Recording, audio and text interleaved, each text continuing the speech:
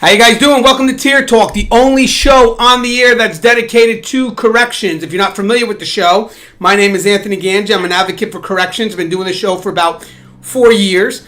We cover everything that's trending in corrections, and we also cover need-to-know topics like training and whatever is going on in corrections. This is what the show is about. We cover everything that's going on in corrections. I've been doing this for 4 years. I've been on every network from MSNBC to Lifetime to CBS to Fox News to CNN multiple times. And what I want to do now is I want to get the show out to a bigger venue because we have a message that has to be heard. So again, my name is Anthony Gangi, and thank you for watching my first episode of Tier Talk. And don't forget, guys, you can follow the show on multiple venues. We are already established on other venues like iHeartRadio, TuneIn, YouTube, Spreaker.com, Player FM, Stitcher Radio, as well as my own, which I mentioned prior. I do have my own YouTube channel, which has a collection of really good videos. And right now, I believe this show is being played on the Manhattan Neighboring Network, which is a public access network for the city of Manhattan, which has at least up to 500,000 people that have access to the channel, whether it's on Vios or Spectrum. So today's a great topic. I want to talk about something that was a little tough for me to read. I wind up writing an article about it. And in case you guys aren't familiar, February 1st, we had a riot, correct? We had a riot out in Delaware, and we lost a hero by the name of Lieutenant Stephen Floyd. And it was a tragic event, but what made it worse was when you talk to the officers that worked there, especially the union president, Jeff Klopp, he made note that this could have been prevented. He made note that this did not have to happen, the riot or the subsequent murder of Lieutenant Stephen Floyd. So an article came out where the state officials, represented by their lawyers, their lawyers spoke for the state officials and stated that there's no constitutional right for safety at the workplace for those brave men and women who work behind the wall. And again, the reason why they mentioned that was because there was so much evidence that said, hey guys, guess what? You ignored it. You ignored the evidence that was given to you. So now what do? You deflect responsibility to the employees that you're meant to supervise, that are in your care, and you say that those officers or those correctional staff members don't have the constitutional right to safety in the workplace. Outright disgusting. I was disgusted by this. I wrote an article about that. Yes, we do have rights to safety at the workplace. But in the meantime, I have a guest. His name is Gary York. He's a retired prison inspector from the state of Florida. Also an author of 2 great books, Corruption Behind Bars and Inside the Inner Circle. And I had to get him on because he's also quoted in my article. And we're on the same page about management and their responsibility to employees, which again, you don't just find in the correctional world, you also find out there in the real world, if you will. So having said that, Gary, thank you for coming on the show. I appreciate it. Thank you very much, Anthony, for having me on tonight. Hey, Gary, again, you worked in corrections for many years. He's been on my show multiple times before. As you can see, I have a CD out here. It's me and Gary York talking about empathy versus sympathy. It kind of relates to the correctional world. And we've always discussed whatever's bothering us because we have experience. That's why this show is meant for the bigger venue, because you finally got people with experience talking about correctional topics. And these are people that are affected by the field, that work on the front line, and that deal directly with the inmate population. We are the ones that actually will give you the right information about what's going on behind the wall. So Gary, you read this article, right? And you got a statement from the state officials that literally say there's no constitutional right for safety at the workplace for those frontline professionals. What were your immediate thoughts? Well, my immediate thought, Anthony, unfortunately, was the response from the Delaware officials to dismiss the prison riot lawsuit does not surprise me at all, because unfortunately, it's all about money these days, and the correctional officers are second thought, and their safety seems to become second nature and second thought these days. I argue that management has the responsibility to maintain a safe working environment for the correctional officer staff. And I was very upset when I heard this, because I think management must uphold the responsibility to protect correctional officer staff at all times. There's lives at stake, and the safety of those officers rests upon the shoulders of management.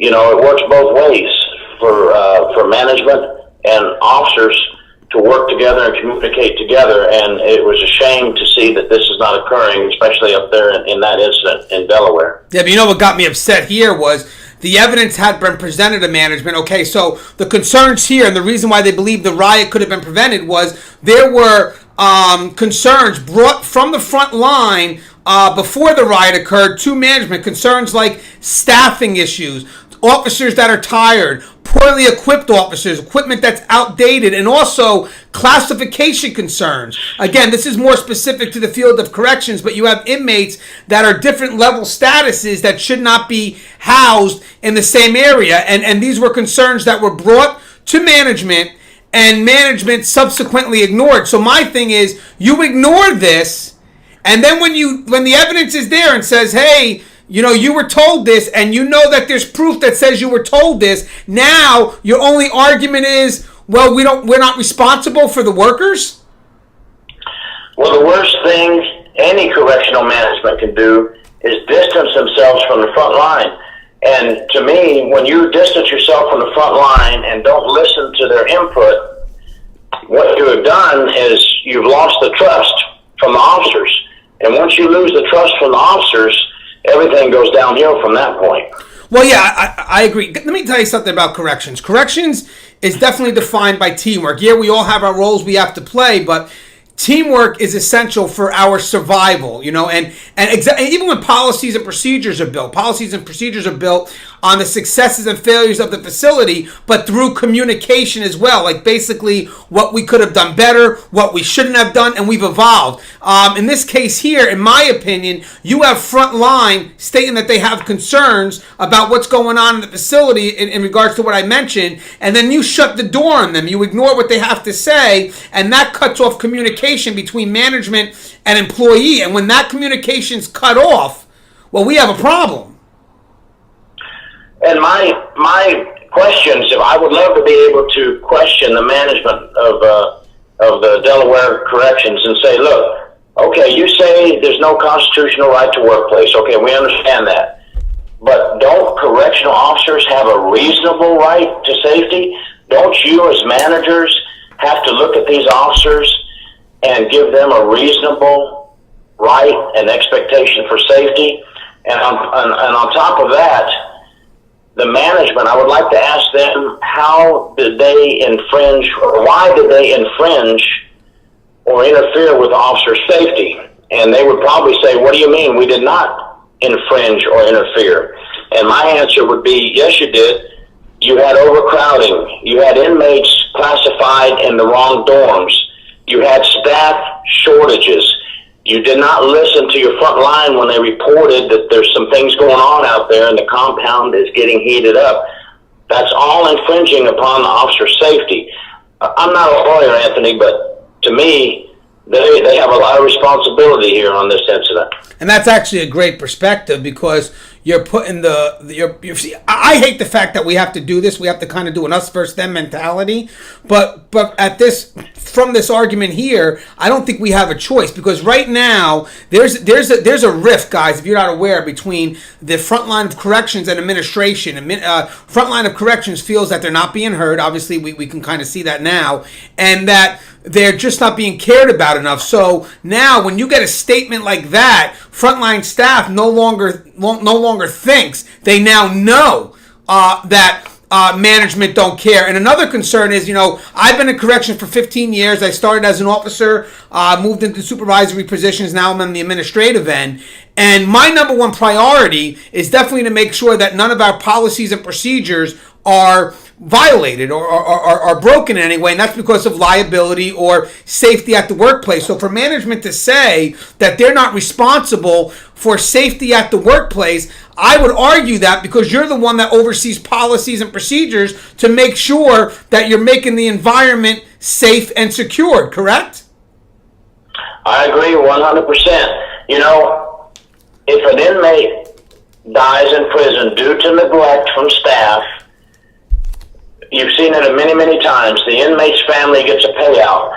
And many times it is warranted. Sometimes not, sometimes it is.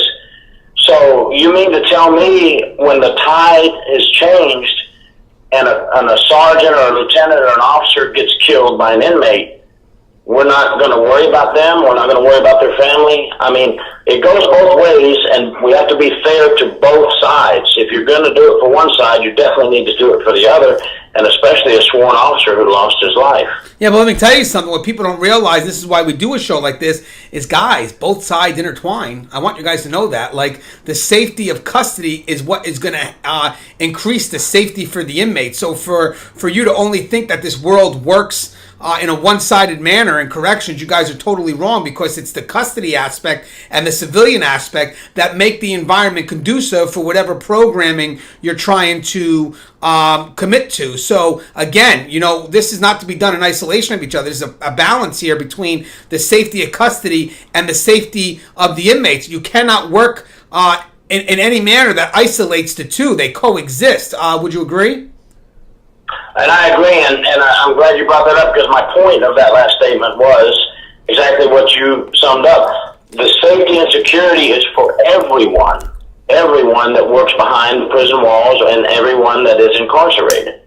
Right, and it's sad when people don't see it, but that's okay. That's why we do a show like this, for people to be open to the information that we're going to provide, because this isn't 101 information for you guys. Believe it or not, it's 101 information for us, because we're in the field, we know the field, but it's not 101 information for you guys. And the reason why I do a show like this is when someone says a statement like that we talked about, the public may not look at it in a manner that's like, well, that statement really wasn't that bad. Yeah, I understand that. Again, your perspective is different than ours. But when you're from that experience perspective, you look at that statement and you become frustrated. The problem with this is that statement is very, very divisive. Right now, on a national level, what we're trying to do is trying to find some consistency in corrections. That's why I've done this show for the last 4 years. And the show is consistent, and what I mean by that, the consistency that we're looking for in corrections is for the benefit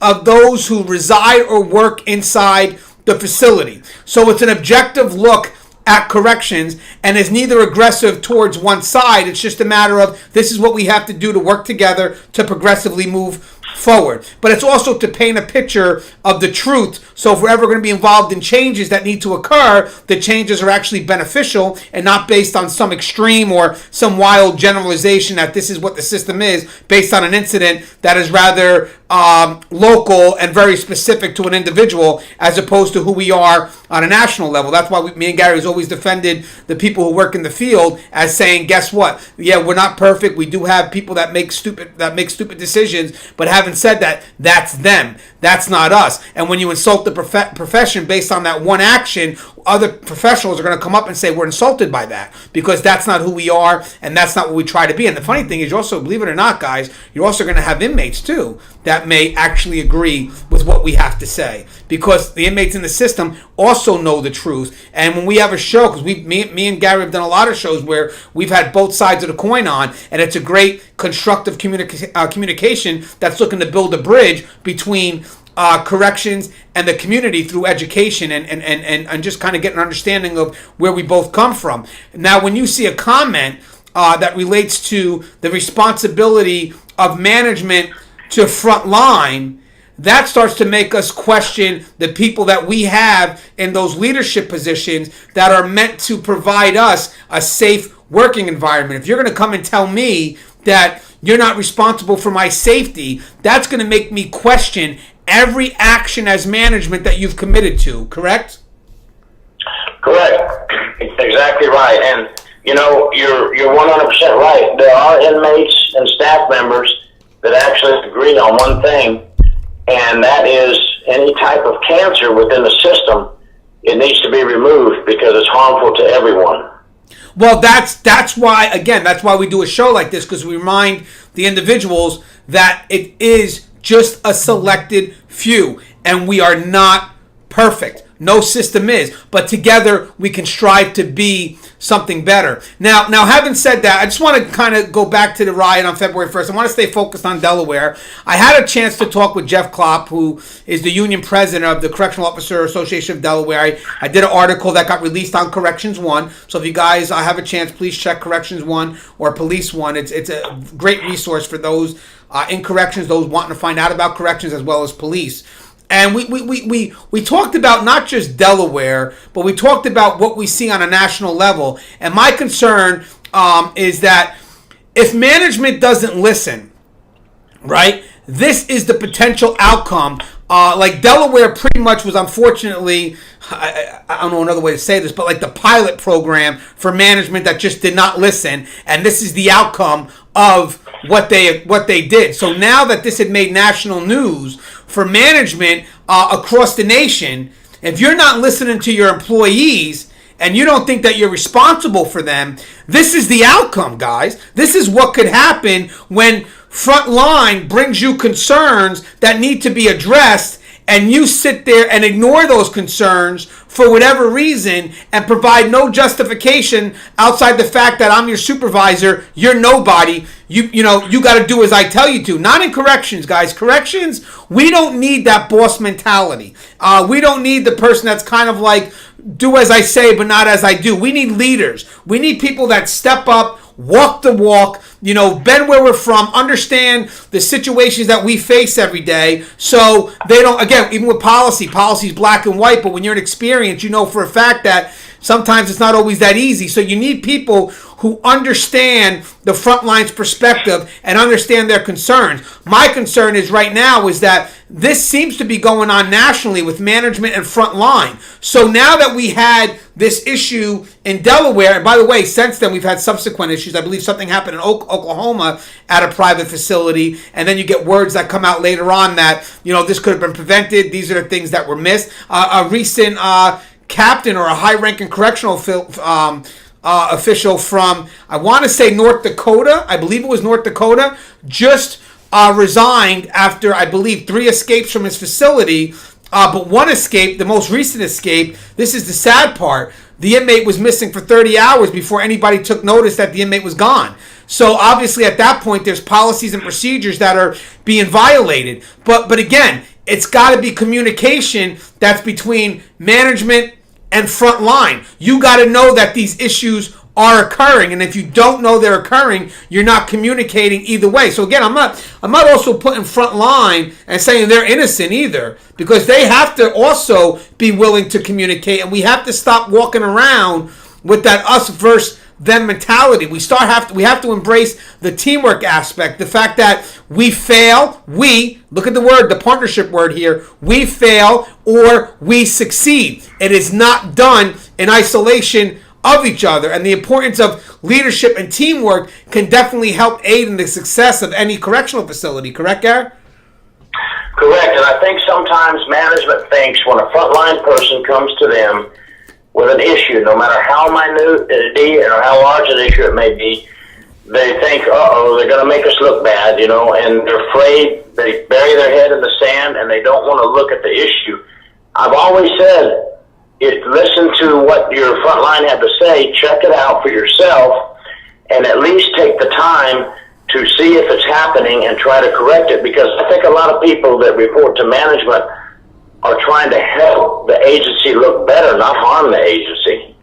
Well, can I be honest with you, that's the key. Like, if you're in management, when people try to come and give their suggestions, you have to look at that as an opportunity to grow. Maybe there are certain things that you're not aware of because you're far removed. So this could be a good conversation where you can look for something positive to help progress the facility or to help evolutionize where we need to be or where we want to go. And I think that's the key to why we do a show like this. It's a show that kind of embraces all angles, but definitely pushes on the communication aspect of listening to the front line and also management being open to what they have to say.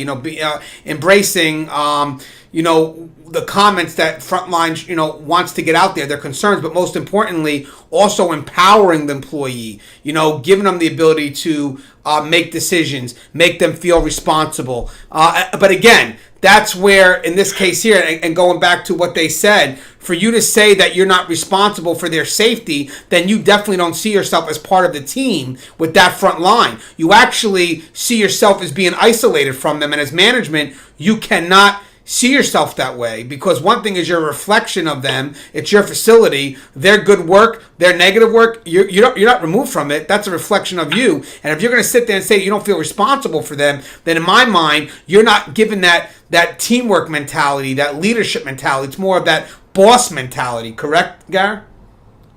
Correct. And if you don't listen, as I said earlier, to the staff, the trust factor is going to go away, and they're going to feel, just as you said, they're going to feel like anything they say is not important. When we know for a fact they're in the trenches, like you and I, we've been in the trenches before, and we know what we're seeing, and we know what needs to be done. So you have to work as a team in order to be successful. And, that doesn't just go in corrections. That's just life in life altogether with any agency. And it's funny, Gary. You so speak the truth. You know what I mean? You speak the truth. This isn't just something that can be applied to just corrections. It's not specific to us. What we're teaching you can also be applied to the outside, to anyone who listens to the show who doesn't work in corrections and looking to be a better manager. Guys, teamwork, empowerment, transformational leadership, look to empower your employees to become future leaders. But definitely, and going back to what the show is about, you are, as an employer, responsible for your employees. I don't care what anybody says. As a leader, you're responsible for those that you represent because you are connected with them. You should not be working in isolation of them. You're looking to create a positive working environment, good employee morale. And the only way you can do that is to have that connection to your employees. And in corrections, that connection is very important, because if we're not connected, there's a divide that the inmates can manipulate. And once they get a chance to manipulate that divide, the safety of the facility has now been in jeopardy. Correct, Gary? I agree 100%. You're absolutely right. And, it's great now that they're trying to fix everything. I would clean house, if it was me, because those folks that were in the leadership position at the time this happened, I wouldn't not have any faith in anymore. And maybe that sounds a little strong, but I would clean house, start over. I understand they did get a new warden, or they're looking for a new warden. And, hey, it's a shame something like this has to happen before they start making positive actions. But, like you said, this agency may be the start of something good for future agencies, if they can look and learn from it. Well, real quick, there has been some positive changes so far. They've increased the pay, which will increase the incentive for people to want the job, as well as retention. So that's a plus. And I believe officers are starting to get their voices heard. But again, it shouldn't have to get to this point. You shouldn't have someone murdered or a riot to take place and then someone murdered for the officers' voices to be heard. This could have been something that could have been prevented. But having said that, I believe they also got a warden from outside of the system as well, which could be good or bad. In this case here, I don't want to say it's definitely good, but it's definitely better than what they had. And they're trying to kind of implement what's needed by listening to the front line. Unfortunately, though, I talked to my connects out in Delaware, and they're still having a classification issue in regards to the level statuses of inmates that are being allowed to be housed together, which if you're an officer and you work in a unit, if you have multiple inmates that are different statuses housed together, it becomes very complex for you to manage that house. To control that house because of the different statuses and what some are allowed, what some aren't allowed, and then inmates can sort of get mixed up. See, classification is the backbone of the correctional facility. They provide the environment for correctional officers to do their job effectively. We as a correctional officer, you trust in classification to make sure that their inmates that are in your areas meet a certain criteria and they're supposed to be in your areas. If you're starting to send inmates in those areas that you don't care about their statuses, you're just looking to place them into a home, it makes it a lot harder for correctional staff to maintain control, and they're going to wind up being held responsible when something happens, which is unfair. We trust in the system to give us to produce an environment that we can actually manage, as opposed to putting all that on us, expecting us to control it with no help from those above to make sure that they give us the environment that we can control. Hey, Gary, real quick, we've got about 3-4 minutes left. I want to just mention you're an author of 2 books, correct? Yes, sir. Okay, so you have one, Corruption Behind Bars and Inside the Inner Circle. You were one of my first guests on the show, and you were an inspector for the state of Florida. You did high-level investigations as well as lower-level, but you're more known for your very high-level investigations where you brought down high-level management, upper echelon management. This would be a case that would probably fall into your expertise, correct? A case like this? I would have loved to been able to fly up there and offered the opportunity to be on the team of inspectors to inspect this incident. It would be very interesting to see what we would find. And it looks so far like the inspectors up there have done a good job and have uncovered a lot of issues that need to be attended to quickly. And are you used to, like, when you investigate those upper echelon, the higher management, are you used to them when they get caught up and the evidence is against them? Are you used to them trying to deflect the responsibility to lower level staff? Well, yes, unfortunately, I've had a few cases. They're in my books, Corruption Behind Bars and Inside the Inner Circle, where the upper management tried to place the blame on middle management or even on the officers to get themselves out of hot water. Now, this isn't everybody. We have a lot of great managers out there, a lot of great wardens, a lot of great regional directors. But, you know, like we said earlier, there's a few bad apples. And when they get in these higher positions, it really causes a big danger to the corrections agency, which, you know, I'm not saying that these managers here are corrupt, but they sure weren't doing their job. Hey, Gary, within about 30 seconds, you have anything to say for closing? I just want everybody to be safe out there. Please, management, listen to your officers, and officers, listen to your management. Two-way street. Keep the communication open. And guys, as I remember, Gary York's been on my show multiple times before. I have the CD out here. We talked about sympathy versus empathy, but we've done a lot of shows, especially shows based on just the overall working environment in corrections. Again, him having the experience of many years and retiring as a high-level Florida inspector for the Department of Corrections out in Florida. Next week, because I've been watching some recent shows on this network, I want to talk about solitary confinement. Okay, and I'm going to provide a different perspective, a perspective that shows the reality or the truth of solitary confinement or restrictive housing, if you will, or administrative segregation, and show and employs why it's a needed tool. But not just from my perspective, from perspectives of even inmates. You know, because you have to provide an environment that's conducive to rehabilitation. So next week, when we do the show, I'm going to touch on solitary confinement again. But don't forget, guys, you can follow us on multiple venues. iHeartRadio, TuneIn, YouTube, Spreaker.com. The list goes on, and you can see shows where we've already discussed many topics, including solitary confinement. So maybe if you guys have a chance, you could catch up on what the show is. You can even Google me or Gary on Corrections 1. It has a list of our articles. If you go Corrections 1 Anthony Gangi or Corrections 1 Gary York, you'll see a list of our shows. And I'm sorry, a list of our shows together, as well as a list of our articles that we've put out there about the correctional system, just a way to inform and educate those about what we live, what we go through from a frontline perspective. But in the meantime, to all those brave men and women out there, thank you for your service. Thank you for all that you do. Thank you for sacrificing your safety and well-being to protect us on the streets, making sure that those elements, the criminal element, doesn't get out. And as always, guys, pleasure. The show is Tier Talk. Take care and God bless.